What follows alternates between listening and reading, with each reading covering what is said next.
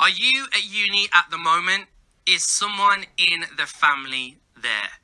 Coronavirus cases have now been reported at 40 unis across the UK. Thousands of students are self-isolating, and face-to-face teaching has been suspended at many universities now. It's a whole thing. It's all popping off. James Brackley is from the University of Birmingham branch of the University and College Union. James, welcome to the show. Hi, thanks for having me on. No, thank you for coming through. Now, what does the union think of this whole situation that's going on right now?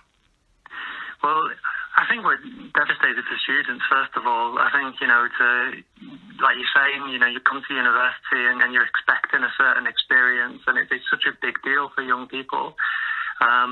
To be coming to university in this situation is devastating, and we think, universities could have done a whole lot more to be honest with students who are coming to university about the risks, and we think that they should have put all of the teaching online initially, and when it was safe to do so, then look to try and have more face-to-face sort of activity. And I think what we're concerned about is, universities have been telling students, universities are going to be COVID safe. We've been looking at their plans for months, and they're really not safe. We know there's going to be major outbreaks, and we're seeing that already. And we're afraid that universities have been a little bit cynical, really, trying to get students into accommodation, and knowing full well that, there's going to be lockdowns, and teaching in a lot of cases is going to be moved online very quickly, because it's just not going to be safe. Now, you mentioned a few things about, what you think that the universities should be doing, but let's lay it out on the cards. What should they actually be doing to protect people? Because I'm sure people are nervous and scared. Yeah, well, first of all, you've got to prevent a dangerous situation. It's all very well taking sort of mitigating steps, once you're in the classroom. But all the evidence shows that when you're in an enclosed space, there's going to be transmission. So, what should they do? We've been working on online delivery all summer. We've been delivering online already. We think it actually makes more sense if you're in a seminar group to do a small group discussion. Do it on Zoom or on a conference, video conference. You can see each other. You can have a back and forth in a group. If you're in a room, you're all spaced out, you're all wearing masks, you're all facing the front, it's very, very difficult to have that kind of, real experience and that kind of real learning experience that we want to deliver. So we think that would be more sensible. And really, universities and the government particularly have been pushing to have this kind of element of face-to-face. And it's just not really viable. It's just not really feasible. And we're seeing these outbreaks happen. And we do think it's preventable. What about, just the whole, experience? Because I understand on one hand, it's all right, well, we have to just go back and we just have to do what we have to do because, I've been wanting to go to uni for so long and I worked really hard for it. And then on the other end, it's just well, all right, maybe the unis should be doing more and, stopping the face-to-face contact altogether, making people do this at home. But, that's going to, dampen a lot of this whole experience. Looking at my uni experience, it was fun to just be out and about and to have that and to live your best life in freshers. And to take that all away, I just couldn't imagine, what that is actually like. What do you think about the actual experience then, if we try to impose all of these restrictions?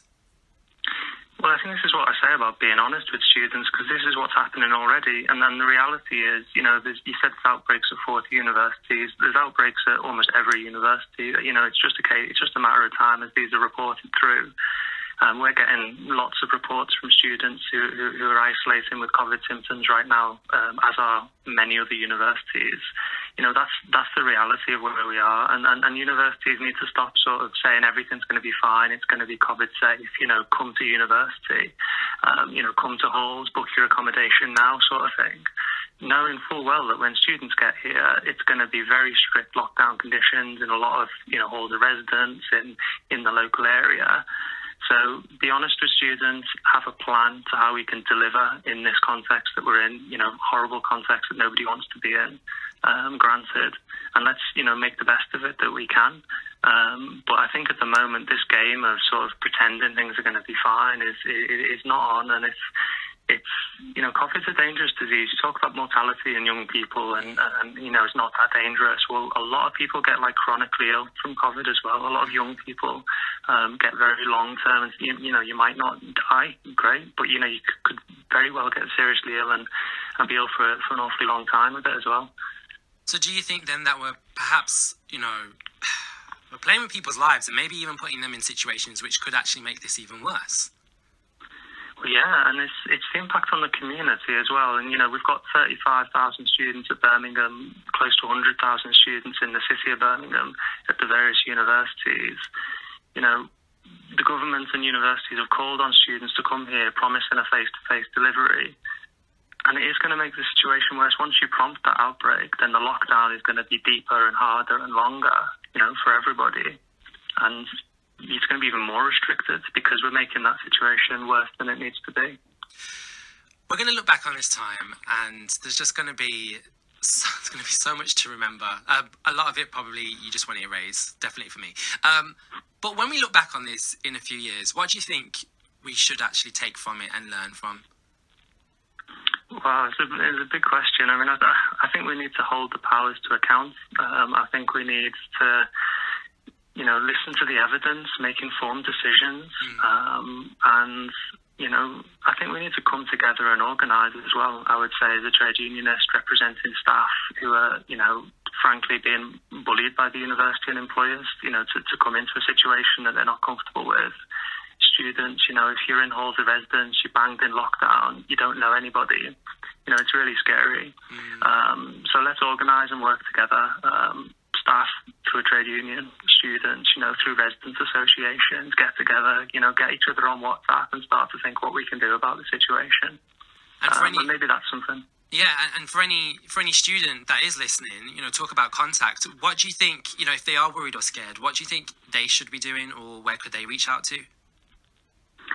If they're having symptoms, or if they're just if they're just quite concerned and not sure if this is even something that they should continue doing, and if they should, make the decision to stay on campus and to continue this on for the rest of the year. Well, certainly if you come into the University of Birmingham, I'd say look on our website, birminghamucu.org. So we're the trade union, and we're talking about, what's happening and the risks that are taking place. And that'll very much give you the other side of the story in terms of what we're seeing. I think it's important that you make, once you're here, you make use of the your students' union and the groups that you can get involved in, and try to make friends and not be too isolated, because that's obviously the danger with this as well. Yeah, I would think that would be very fearful if you're just doing this by yourself with no one else to kind of vent to, or at least understand your experiences. James, I want to thank you so much for coming through on the show.